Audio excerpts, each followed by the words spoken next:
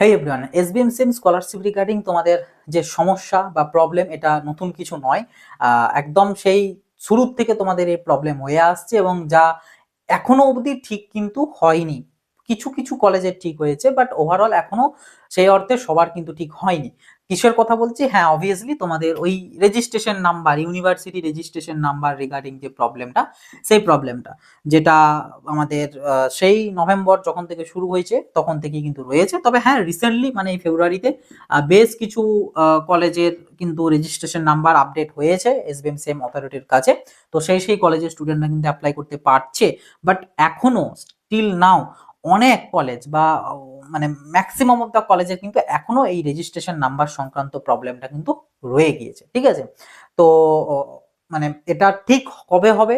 Again one second, আমি আগের ভিডিওগুলোতেও যেমন বলেছি এবারেও তাই বলবো, কোনো গ্যারান্টি কিছু নেই। ইউনিভার্সিটি যখন চাইবে তখনই ঠিক হবে। ঠিক আছে, এবার অটোনোমাস যেগুলো কলেজ রয়েছে, অটোনোমাস ইউনিভার্সিটি বা অটোনোমাস কলেজ, মানে যেমন ম্যাকআউটের আন্ডারে অটোনোমাস, বাট আলটিমেটলি সে অটোনোমাসই, বা অটোনোমাস ইউনিভার্সিটি যেগুলো রয়েছে, ব্রেনওয়্যার বলো বা অ্যাডামাস বলো বা এই সমস্ত যে ইউনিভার্সিটিগুলো, তো তাদের আই থিঙ্ক আমার যতদূর শুনেছি আমি, তাদের আর কোনো প্রবলেম হয়নি। তাদের সমস্ত কিছু মানে তাদের স্টুডেন্টরা অ্যাপ্লাই করতে পারছে। বাট যেগুলো ফুললি ম্যাকআউট অ্যাফিলিয়েটেড বা ফুললি অন্য কোনো ইউনিভার্সিটি অ্যাফিলিয়েটেড, মেনলি ম্যাকআউটেরই নাম হয়তো আসবে, কারণ আমাদের ওয়েস্ট বেঙ্গলে তো একটাই ইউনিভার্সিটি যে রাজ করছে বলা চলে।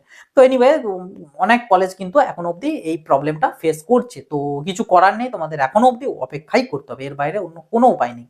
তবে এটার বাদে আরো যদি কারোর প্রবলেম আসে, তো সেটা হচ্ছে নার্সিং ফিল্ডের স্টুডেন্টদের এবং এমবিবিএস ফিল্ডের স্টুডেন্টদেরও প্রবলেম কিন্তু আসছে। তাদের প্রবলেমটা কি? তাদের তো রেজিস্ট্রেশন নাম্বারই তারা পাচ্ছে না। এইটা হচ্ছে তাদের প্রবলেম, তাদের রেজিস্ট্রেশন নাম্বারই পাচ্ছে না, আমি যতদূর শুনেছি। তবে হ্যাঁ, বোধহয় কিছুদিন আগে দেখলাম ডাব্লিউবিএইচএস এর নোটিশ পেয়েছিলাম, মানে দেখেছিলাম আই থিঙ্ক, যে নার্সিং এ যারা ভর্তি হয়েছে তাদের রেজিস্ট্রেশনের জন্য পোর্টাল হয়তো ওপেন হয়েছে। তো এখন তাদের রেজিস্ট্রেশনের জন্য পোর্টাল ওপেন হয়েছে, এরপর রেজিস্ট্রেশনের সে সমস্ত ডিটেলস ভেরিফিকেশন হবে, তারপর হয়তো রেজিস্ট্রেশন নাম্বার আসবে। আমি জানি না প্রসেস প্রক্রিয়া কি। বাট এমবিবিএস এর যদি বলি, এমবিবিএস এর কিন্তু অনেকদিন আগেই হয়ে গিয়েছে। আই থিঙ্ক নভেম্বর বা ডিসেম্বর মাসেই কিন্তু এমবিবিএস এর রেজিস্ট্রেশন প্রক্রিয়া কিন্তু কমপ্লিট হয়ে গিয়েছে, কিন্তু এখনো পর্যন্ত সম্ভবত রেজিস্ট্রেশন নাম্বার আসেনি। আর রেজিস্ট্রেশন নাম্বার না থাকলে কিন্তু এসবিএমসিএম এ অ্যাপ্লাই করা যাবে না। তো বিএসসি নার্সিং এর স্টুডেন্টরা এবং এমবিবিএস এর স্টুডেন্টরা কিন্তু একটা বিরাট বড় প্রবলেম ফেস করছে, তারা কিভাবে অ্যাপ্লাই করবে সেটার জন্য। তো বিভিন্ন কলেজে বিভিন্ন রকম ডিক্লারেশন নাকি চাইছে, শুনলাম যে কলেজ থেকে নাকি মানে একটা ডিক্লারেশনের মতন চাইছে যে তুমি স্কলারশিপে অ্যাপ্লাই করতে ইচ্ছুক কি ইচ্ছুক নও। যদি ইচ্ছুক হও সেটা ওখানে বলতে, যদি ইচ্ছুক না থাকো সেটাও বলতে। তো সেই মতন নাকি কলেজ থেকে কিছু হয়তো স্টেপ নেবে। তো এরকমও চলছে, মানে আমি মানে মেরিট আমি পাস করেছি, বাট তারপরেও আমাকে জিজ্ঞাসা করতে হচ্ছে বা আমাকে জিজ্ঞাসা করছে যে আমি নেবো কি নেবো না। মানে এরকমও সিস্টেম হচ্ছে আর কি আমাদের ওয়েস্ট বেঙ্গলের মধ্যে। এখনো হয়তো কত কি দেখার বাকি রয়েছে, যদি না কোনো বিরাট কিছু ব্যাপার স্যাপার ঘটে তবে। ঠিক আছে, আবার এর থেকেও হয়তো পরিস্থিতি ভয়ঙ্কর হতেও পারে, আবার পরবর্তীতে উন্নতিও হতে পারে। এনিওয়ে, সেগুলো না এলে বা না আসা অবধি আমরা বুঝতে পারবো না। কারণ এই যে এসবিএমসিএম কিন্তু এই রিসেন্ট 1-2 বছর কিন্তু বেশি প্রবলেম ক্রিয়েট করছে। এর আগে কিন্তু এত প্রবলেম ক্রিয়েট করতো না বা এত প্রবলেম কিন্তু হতো না, সবই একদম একটা প্রপারলি ওয়েতেই কিন্তু হতো। কিন্তু রিসেন্টলি এই সমস্ত মানে জিনিসগুলোতে একটু বেশি প্রবলেম হচ্ছে। এবার প্রবলেম হওয়ার কারণও আছে, কারণ এসবিএমসিএম এর ক্ষেত্রে প্রথমত আগে ছিল 75% আমাদের এলিজিবিলিটি ক্রাইটেরিয়া ছিল মার্কস পেতে হবে, সেটা এখন কমে 60% করে দিয়েছে, যাতে স্টুডেন্টের সংখ্যা বাড়ে।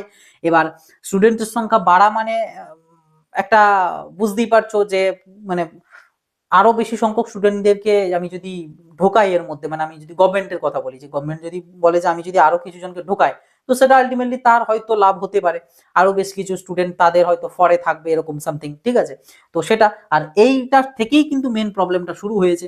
স্টুডেন্টের সংখ্যা অনেক বেড়েছে, যে জন্য এবারে কি বলছে মাঝে মধ্যে বলা হচ্ছে যে আমাদের ফান্ড অ্যাভেলেবেল নেই। কিন্তু অন্যদিকে কিন্তু বহু কিন্তু আমাদের স্কিম চলছে, বহু স্কিম লঞ্চ হচ্ছে, নতুন নতুন হচ্ছে, যে জন্যই মেনলি এই দিকের উপর এফেক্ট করছে, কারণ আমাদের ওই সব স্কিম বা ওই সব ফ্রি জিনিস ওগুলোর দিকে আমরা বেশি ঝুঁকছি, বা বেশি দেওয়া হচ্ছে, বোঝানো হচ্ছে, দেওয়া হচ্ছে। তো সেই জন্য যেগুলো আমার অধিকার বা আমার ন্যায্য জিনিস, যেটা আমি মেরিটের বেসিসে পাচ্ছি, সেগুলোর দিকে এমনি অতটা আমাদের ওয়েস্ট বেঙ্গল এডুকেশন বলো বা হেলথ বলো, এগুলোর উপর সেই অর্থে মানে কি বলবো, মানে ধ্যান আরে অর্থ সেই অর্থে নেই।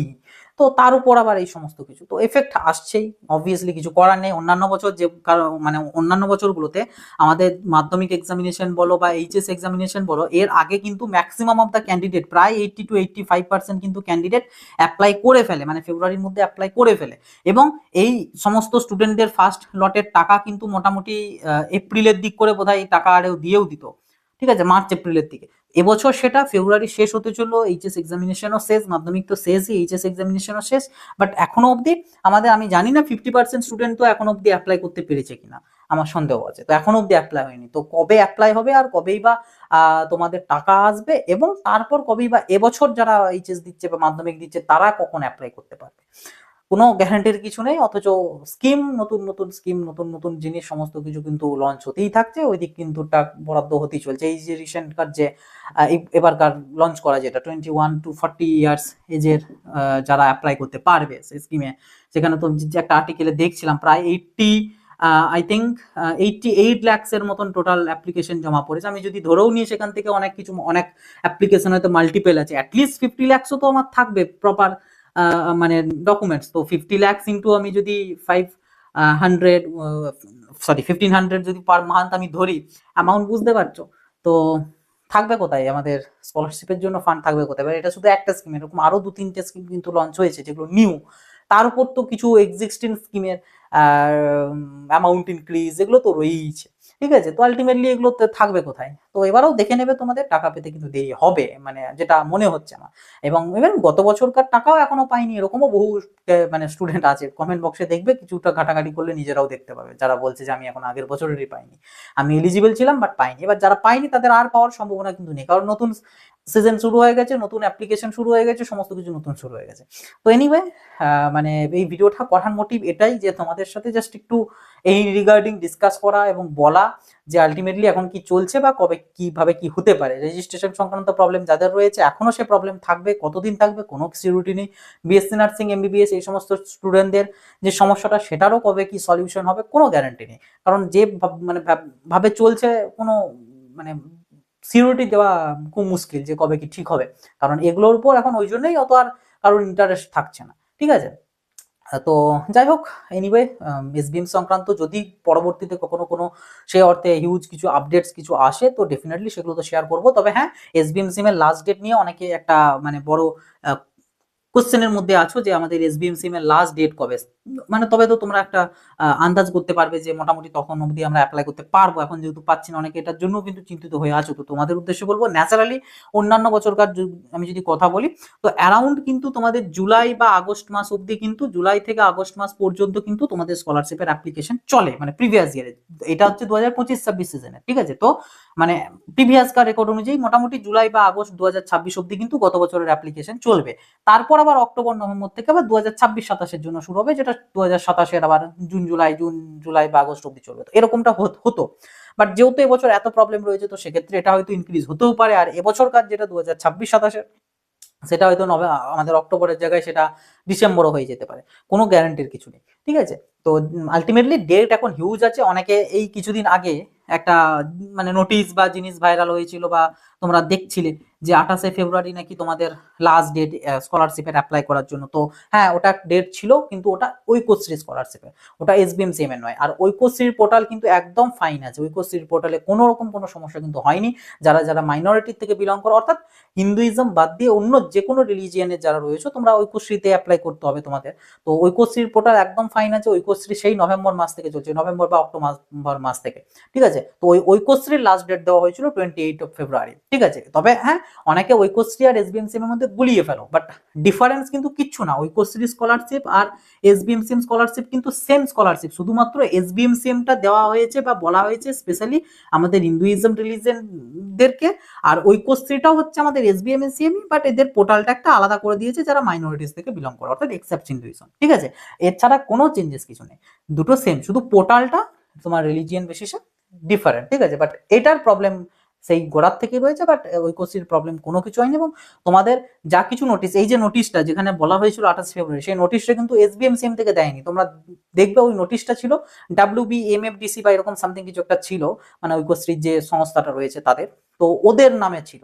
ঠিক আছে, হ্যাঁ ওদের নামে ছিল, বাট ওখানে এসবিএম সিম কথাটা উল্লেখ ছিল, কারণ ঐক্যশ্রী স্কলারশিপ আর এসবিএম সিম একই, কিন্তু নোটিশটা যেহেতু ডাব্লিউবিএমএফডিসি, কাজে ওটা ঐক্যশ্রীর জন্য অ্যাপ্লিকেবল। আই থিঙ্ক ডেটটাও আবার এক্সটেন্ড করে চার্টার ফেব্রুয়ারি, এবং এটা এক্সটেন্ড করে মোটামুটি, এটা ধরে রাখো ঐক্যশ্রীও প্রায় তোমাদের মার্চের শেষ বা এপ্রিলের মিডিল অবধি কিন্তু চলবে, ঠিক আছে ঐক্যশ্রী। আর এসবিএম সিমের আরো অনেক বেশি দিন অবধি চলে। তো ঐক্যশ্রীতের মধ্যে যারা পড়ো এবং এখন অ্যাপ্লাই করোনি, অতি দ্রুত অ্যাপ্লাই করে নাও, কারণ ঐক্যশ্রীর কোনো সমস্যা নেই, এবং তোমাদের হয়তো টাকাও দেখবে তোমাদের আগে আগেই পেয়ে যাবে। কিন্তু এসবিএম সিমদের যত হচ্ছে প্রবলেম, তো কিছু করার নেই, প্রবলেম এখন যতদিন না ঠিক হচ্ছে ততদিন তোমাদেরকে অপেক্ষাই করতে হবে। আর যাদের যা কিছু ডাউটস রয়েছে, বিভিন্ন রকম প্রবলেম রয়েছে, একবার টাকা পেয়েছি আর পাবো কিনা এরকম, এগুলো সব আমি অলরেডি ক্লিয়ার করেছি অনেক ভিডিওতে, ভিডিওগুলো চ্যানেল এক্সপ্লোর করলে পেয়ে যাবে। আদারওয়াইজ সব থেকে বেটার সেটা হচ্ছে তোমাদের এসবিএম সিমের হেল্পলাইনে ফোন করে ওখান থেকে খবর নিয়ে নেওয়া, যে আমার এই হয়েছে, এগুলো কিভাবে কি করবো, ঠিক আছে, পেয়ে যাবে।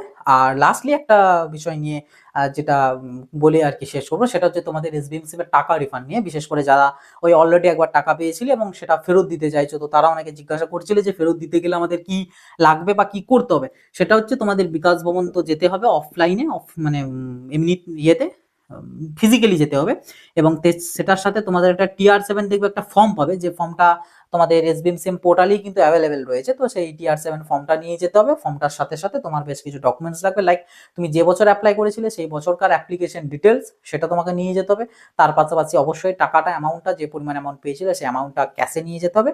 আর সাথে তুমি তোমার আইডেন্টিটি প্রুফ বা এই সমস্ত বিভিন্ন রকম ডকুমেন্টস তুমি নিয়ে যেতে পারো। তবে এইটা সংক্রান্ত আমি একটা ডিটেলসে সেপারেট ভিডিও আমি দিয়ে দেবো।